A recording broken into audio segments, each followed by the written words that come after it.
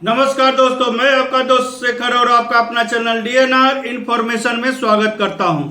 आज मैं आपके बीच एक फिर से बेहतरीन जॉब को लेकर के उपस्थित हुआ हूं और आज का जो जॉब है वो सेंट्रल गवर्नमेंट का है और बहुत ही अच्छा है। इसमें बहुत संख्या है, यानी कि इसमें लगभग 6,000 से 7,000 तक पोस्टों की संख्या है इसमें अभी तक निकला हुआ। तो आप मेरे चैनल में लास्ट तक बने रहेंगे। मैं सारा डिटेल इसके बारे में बताऊंगा कि कौन कौन इसमें अप्लाई कर सकता है, किसके लिए एप्लीकेबल है। और एक्स सर्विसमैन जितने भी भूतपूर्व सैनिक हैं वो भी खास करके इसमें बने रहेंगे। उनके लिए विशेष इसमें रिजर्वेशन रखा गया है, 10% का उनको आरक्षण है। लगभग उनको 600 से 700 पोस्ट बन सकता है इसमें। और ये जो है एमटीएस का है, मल्टीटास्किंग स्टाफ नॉन टेक्निकल, इसका है। तो मैं पूरा इसके बारे में डिटेल बताऊंगा। और आप मेरे चैनल पर नए हैं तो मेरे चैनल को सब्सक्राइब जरूर करें, लाइक करें और अपने दोस्तों में शेयर करें ताकि वो भी इसके फायदा उठा सकें। आप सब्सक्राइब जरूर से जरूर करें, सब्सक्राइब करने से मैं अगला वीडियो बना पाऊंगा। और अगर कोई इसमें कमी आपको त्रुटि दिखता है तो आप कॉमेंट जरूर करें, और विशेष कुछ जानकारी चाहिए उसके बारे में भी आप कॉमेंट जरूर करें। तो चलिए अब आज के वीडियो के बारे में बताता हूं।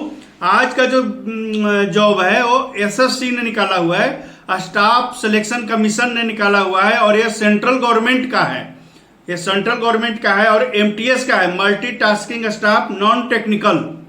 ये नॉन टेक्निकल विभाग के है, नॉन टेक्निकल का है। और इसमें पोस्टों की संख्या अभी तक जो पोस्टों की संख्या है अभी तक सिर्फ दिया हुआ है 3,603 पोस्ट अभी तक निकला हुआ है, क्लियर है। इसके बाद जो एमटीएस का है, यानी एमटीएस में ही दो पार्ट में है, एक एमटीएस है और एक हवलदार का है। तो बताऊंगा पूरी डिटेल कि हवलदार में कौन है और एमटीएस में कौन अप्लाई करेगा। तो हवलदार का जो पोस्ट निकला हुआ है 3,603 है और एमटीएस का भी जो कुल वैकेंसी है ये लेटर आएगा फिर से दोबारा इसका कि कितना वैकेंसी लिया जाएगा। इसमें ये निर्भर करेगा आपको एग्जाम क्वालिफाई करने के बाद जो सिलेक्ट कैंडिडेट होते हैं उस पर निर्भर करेगा। तो पूरा मैं डिटेल इसके बारे में, तो ये जो है एमटीएस का, नॉन टेक्निकल का और हवलदार का, ये दो पोस्ट है। तो जिसमें से एमटीएस जो है नॉन टेक्निकल, इसका अभी जो टोटल वैकेंसी की अभी तक नहीं आया है, टोटल वैकेंसी इसको सूचित किया जाएगा, यानी कि लेटर इसका दिया जाएगा दोबारा से कि कितनी वैकेंसी इसके लिए है। और दूसरा जो हवलदार है उसके लिए निकला हुआ है 3,600। और ये जो दोनों हैं इसमें एक सर्विसमैन के लिए 10% का आरक्षण रखा हुआ है। तो जितने भी एक सर्विसमैन हैं वो लास्ट तक बने रहें। और हवलदार में भी है जो दो पोस्ट दो विभागों में दिया हुआ है, एक सीबीआईसी और दूसरा सीबीएन। तो पहला जो सीबीआईसी है इसका फुल फॉर्म बनता है central board of indirect taxes and custom, ये सीबीआईसी का फुल फॉर्म हुआ।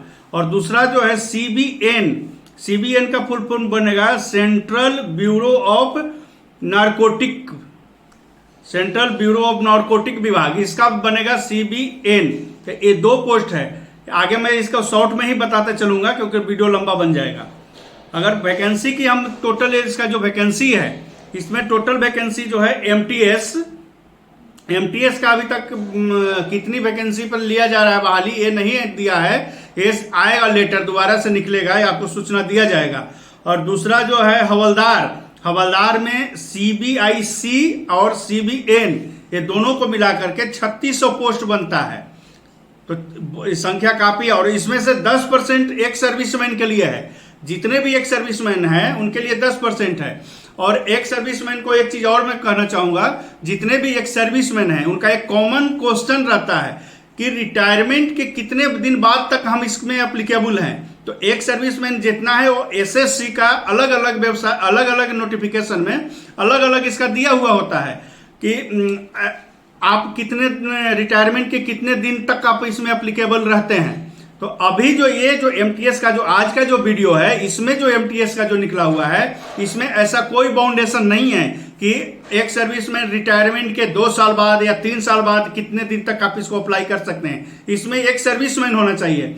कुछ जो एसएससी का जो नोटिफिकेशन आता है, जॉब आता है, उसमें किसी में 2 साल मांगा जाता है तो किसी में 3 साल मांगा जाता है। ये नोटिफिकेशन में क्लियर कट मेंशन रहता है कि आप रिटायरमेंट के कितने दिन बाद तक इसमें अप्लीकेबल हैं। तो आज का जो है इसमें कोई बाउंडेशन नहीं है कि आप 2 साल हो या 3 साल हैं या 4 साल, कितने साल आपका रिटायरमेंट हुआ है।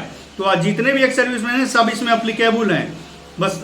और इसमें एक सर्विसमैन के लिए एक चीज़ और है, एक सर्विसमैन जो मेडिकल ग्राउंड पर मेडिकल ग्राउंड पे जो बोर्ड आउट है, जिसको कैटेगरी बोलते हैं, अगर आपको मेडिकल डिसेबिलिटी का पेंशन मिलता है, अगर आपको मेडिकल डिसेबिलिटी का पेंशन मिलता है तो आप इसमें अप्लीकेबल हैं, चाहे वो आपकी सर्विस कितना भी हो। इसमें सर्विस लेंथ नहीं दिया हुआ है कि आपकी सर्विस 15 साल होना चाहिए, आपकी सर्विस 10 साल होना चाहिए। आपको मेडिकल अगर आप बोर्ड आउट हैं और मेडिकल डिसेबिलिटी पेंशन आपको मिलता है तो आप इसमें अप्लीकेबल हैं, आप इसमें अप्लाई कर सकते हैं। और इसमें एज की बात करते हैं तो ये वैकेंसी आपको क्लियर हो गया कि वैकेंसी आपकी 3600 अभी तक निकला हुआ है हवलदार के लिए, जो कि हवलदार है CBIC और CBN। इसका फुल फॉर्म मैंने आपको बता दिया। ये 2 पोस्ट में ये जाएंगे और इसका 3600 है, 10% एक सर्विस में। बाकी जो MTS का है, इसका जो वैकेंसी है वो दोबारा से लेटर दिया जाएगा कि कितनी वैकेंसी है। वो निर्भर करेगा कि एग्जाम कितने आदमी क्वालिफाई करे, उस पर वो निर्भर करेगा कि कितने को उनको सिलेक्ट करना है। अभी तक इसमें वैकेंसी MTS का नहीं दिया हुआ है। और एज की बात करें तो एज इसमें है 18 से 25 साल, यानी कि 2/1/1997 से 1/1/2004 के बीच में आपका जन्म होना चाहिए। जन्म तिथि इसके बीच में होना चाहिए। ये सिर्फ है किसके लिए, MTS और हवलदार CBN, ये 2 के लिए है, यानी कि सेंट्रल ब्यूरो ऑफ नारकोटिक। ये जो CBN है इनमें 18 से 25 एज है और 18 से 27 साल एज है, यानी कि इसका जो जन्म तिथि है 2/1/1995 से 1/1/2004 के बीच में होना चाहिए। और इसमें कौन है तो हवलदार CBIC, यानी कि central board of indirect taxes and customs, इसका जो हवलदार का होगा इसके लिए है आपको 18 से 27 साल। 18 से 27 जनरल के लिए है। बाकी जो SC ST वगैरह के है इनके छूट है, यानी कि SC ST के लिए 5 साल, OBC के लिए 3 साल, PWD के लिए 10 और PWD OBC PWD SC ST ये सब 15 साल और एक सर्विसमैन को 3 साल। ये जो एक सर्विसमैन का जो एज की काउंटिंग होता है वो अलग तरह से काउंटिंग होता है, यानी कि आपकी टोटल सर्विस नहीं, आपकी actual age, date of birth, age और उसमें से माइनस टोटल सर्विस और प्लस 3 साल जो छूट है वो आपका एक्चुअल एज बनेगा। इस पे अब मैं दूसरा एक वीडियो बना दूंगा। और जो हाँ, मेडिकल कैटेगरी का मैं बता दिया कि जो भी एक सर्विसमैन है जो मेडिकल ग्राउंड पे कैटेगरी हुए हैं, जिनको मेडिकल डिसेबिलिटी पेंशन मिलता है, वो अप्लीकेबल हैं इसमें। अगर और इसकी जो एज की जो काउंट किया जाएगा, यानी कि जो इसका डेट जन्म तिथि 1/1/2022 को आपको जो एज जो मैंने बताया वो 1/1/2022 को काउंट किया जाएगा। अब क्वालिफिकेशन इसमें 10th क्लास ही रखा गया है। ये दोनों के लिए 10th क्लास है, चाहे आप हवलदार के लिए अप्लाई कर रहे हो, चाहे आप MTS के लिए अप्लाई कर रहे हो, ये दोनों के लिए क्वालिफिकेशन 10th क्लास ही रखा हुआ है। इसमें अलग से कोई क्वालिफिकेशन नहीं है। और इसका जो क्वालिफिकेशन का जो काउंट किया जाएगा, यानी कि जो आपकी क्वालिफिकेशन होना चाहिए 10th 30/4/2022, 30/4/2022 आप 30/4/2022 तक आप 10th क्वालिफाई कर जाना चाहिए। और अब इसमें हम फीस की बात करते हैं। फीस इसमें 100 रुपया है, मात्र और मात्र 100 रुपया फीस है इसमें अनरिजर्व UR के लिए। और फीमेल कैंडिडेट जितने भी है, वोमेन, SC ST PWD और एक सर्विसमैन, इनके लिए कोई फीस नहीं है। तो जितने भी एक सर्विसमैन है, वो खास करके जितने एक सर्विसमैन है सब इसको अप्लाई करें। जितने एक सर्विसमैन है सभी अप्लाई करें, इसमें सभी एग्जाम दें, क्या पता क्या होता है। तो सभी इसमें अप्लाई करने से नहीं चुके। इसके अप्लाई करने का जो डेट है, इसका अप्लाई करने का डेट 22/3/2022 से शुरू हो चुका है और 30/4/2022 यानी कि 30/4/2022 11 बजे तक इसका अप्लाई हो सकता है। उसके बाद इसका अप्लाई नहीं होगा। यानी कि 30 अप्रैल 2022 को रात को 11 बजे तक आप इसको अप्लाई कर सकते हैं, और 22/3 से अप्लाई शुरू हो चुका है।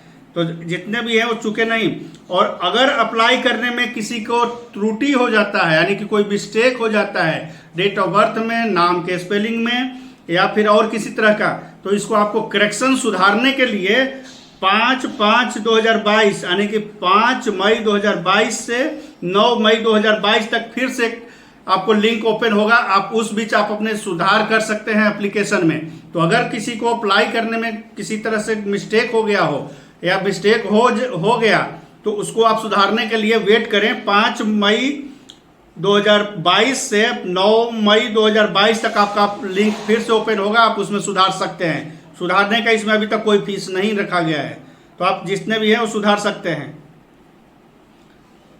और सिलेक्शन प्रोसेस की है बात, तो इसमें सिलेक्शन प्रोसेस होगा CBT 1 होगा, यानी कि CBT 2 नहीं है। इसमें एक ही परीक्षा है CBT 1, कंप्यूटर बेस्ड टेस्ट जो होता है वो एक ही होगा। उसके बाद आपका PT होगा, PST होगा। जो PT और PST होगा ये ओनली फॉर जो हवलदार पोस्ट के लिए अप्लाई करेंगे उनके लिए लागू है, न कि MTS के जो अप्लाई करेंगे उनके लिए लागू नहीं है। यानी कि जो MTS के लिए अप्लाई करेंगे उनको PET और PST लागू नहीं है, उनके लिए नहीं है।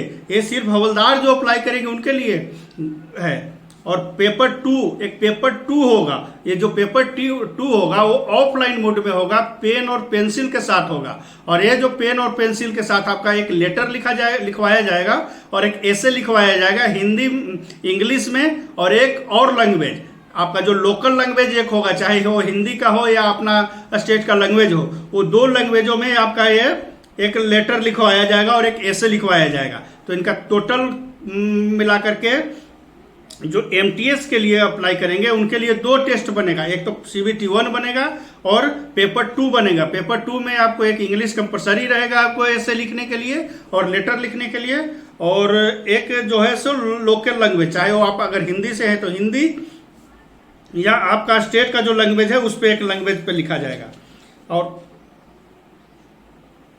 और ये जो पेपर 2 जो होगा वो पेपर 1 क्वालिफाई करने के बाद पेपर 2 होगा।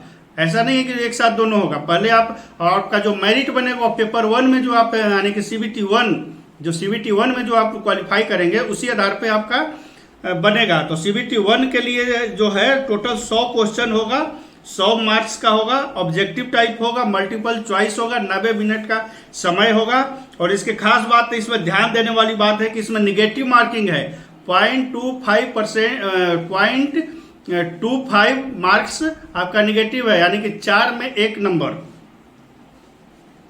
अब पेपर 2 जो होगा, जो पेपर 2 होगा वो आपको 25-25 का 2 होगा, यानी 50 नंबर का होगा 2 गो, यानी कि 25 नंबर का हिंदी इंग्लिश और 25 नंबर का एक और लैंग्वेज का जो होगा, चाहे वो हिंदी लैंग्वेज हो चाहे वो आपका अपना स्टेट का जो लैंग्वेज हो वो, तो वो लैंग्वेज के लिए 45 मिनट समय मिलेगा आपको। और ये जो पेपर 2 है सिर्फ क्वालिफाई मार्क्स है, इसमें कोई आपका मेरिट में नहीं जुटेगा, ये सिर्फ आपको क्वालिफाई करना है। और एक सबसे मेन और सबसे ज्यादा रिजेक्ट होते हैं फॉर्म, उसके बारे में बताता हूं।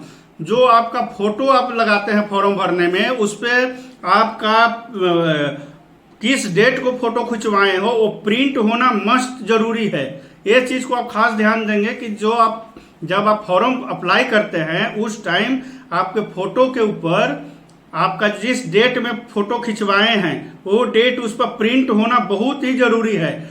और ये 3 महीना से ज्यादा नहीं होना चाहिए, ये भी है। अगर आपका 3 महीना से 1 दिन भी ज्यादा हो जाता है फोटो का, तो आपका ये फॉर्म ही रिजेक्ट कर दिया जाता है, इसमें फिर कोई चांस नहीं मिलता है आपको। तो आप ध्यान इस चीज को खास करके ध्यान देंगे कि अप्लाई करने से पहले फोटो के ऊपर प्रिंट जरूर करवाएं, जिस डेट का फोटो खींचा हुआ है, और वो जो डेट होगा वो 3 महीना से ज्यादा पुराना नहीं होना चाहिए। इस चीज का खास ध्यान देंगे, नहीं तो आपका फॉर्म रिजेक्ट हो जाएगा, सीधा रिजेक्ट। अब पीटी और पीएसटी क्या क्या है ये मैं बताता हूं। पीटी जो है, पीईटी फिजिकल इफिशियंसी टेस्ट, ये सिर्फ है मेल कैंडिडेट के लिए। 1600 मीटर का वॉकिंग है, वॉकिंग, और समय इसके लिए 15 मिनट। 15 मिनट में 1600 मीटर वॉकिंग है। और फीमेल के लिए 1 किलोमीटर का वॉकिंग है 20 मिनट में। और साइकिलिंग है, साइकिल चलाना आना चाहिए। ये है 8 किलोमीटर 30 मिनट में मेल के लिए, और फीमेल के लिए 3 किलोमीटर 25 मिनट में। ये साइकिल आपको चलाना आना चाहिए। और PST फिजिकल स्टैंडर्ड टेस्ट जो होगा ये मेल कैंडिडेट के लिए 157.5 सेंटीमीटर हाइट, और फीमेल के लिए 152 सेंटीमीटर हाइट, और मेल के लिए 76 सेंटीमीटर आपको चेस्ट होना चाहिए, और 5 सेंटीमीटर फुला करके आपको होना चाहिए। नॉर्मल में आपका 76 सेंटीमीटर और फुला के 5 सेंटीमीटर। और फीमेल कैंडिडेट के लिए 48 किलोमीटर 48 केजी आपका वेट होना चाहिए। फीमेल का वेट 48 केजी होना चाहिए।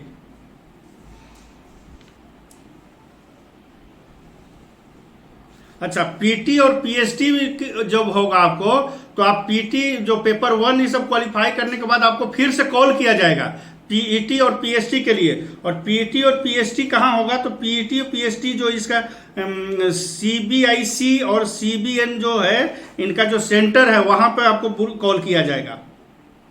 अब क्वालिफाई करने के लिए जो पेपर 1 CBT 1 क्वालिफाई करने के लिए अनरिजर्व को 30%, ओबीसी ईडब्ल्यूएस के लिए 25%, ऑल कैटेगरी जितने भी कैटेगरी हैं, चाहे वो SC ST एक्स सर्विसमैन, इनको 20%, आपको 20% आपको क्वालिफाई होना चाहिए, नंबर होना चाहिए। और पेपर 2 में जो पेपर 2 होगा, जो पेन और पेंसिल के साथ होगा, उसके लिए आपको चाहिए अनरिजर्व के लिए 40 और ऑल कैटेगरी के लिए 35% क्वालिफाई मार्क है। पेपर 2 जो होगा वो क्वालिफाई ओनली फॉर क्वालिफाई है।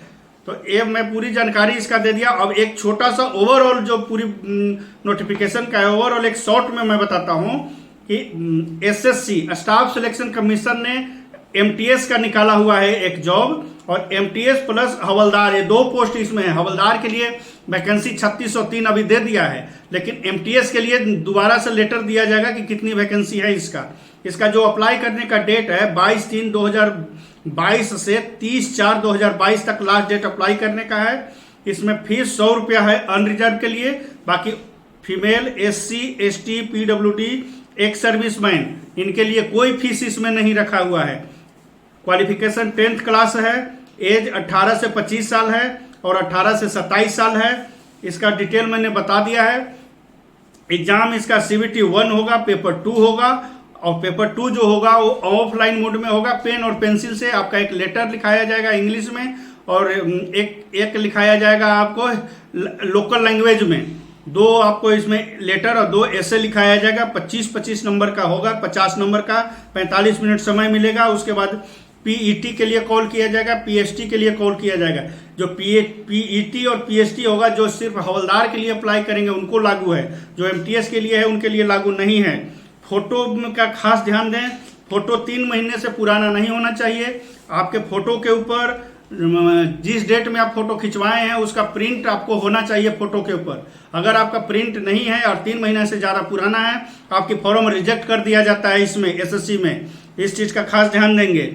तो जितने भी एक्स सर्विसमैन हैं सारे इसमें अप्लाई करें। सबसे रिक्वेस्ट है सब अप्लाई करें, इसमें फीस नहीं लग रहा है। और इसमें एक बार आप एग्जाम में बैठें, देखें कैसा होता है, क्या होता है। तो ये था पूरी जानकारी। और ऐसे ही जॉब से रिलेटेड मेरे प्लेलिस्ट में वीडियो बहुत सारे हैं, तो आप मेरे प्लेलिस्ट को विजिट जरूर करें, वहां से वीडियो देखें और अपने हिसाब से अप्लाई करें। तो ये था अभी तक के लिए पूरी जानकारी। उम्मीद करता हूं कि वीडियो काफ़ी आपको अच्छा लगा होगा, आपके लिए यूजफुल होगा। तो चैनल को सब्सक्राइब जरूर करें, लाइक करें और शेयर दोस्तों में करें। वीडियो देखने के लिए धन्यवाद। नमस्कार।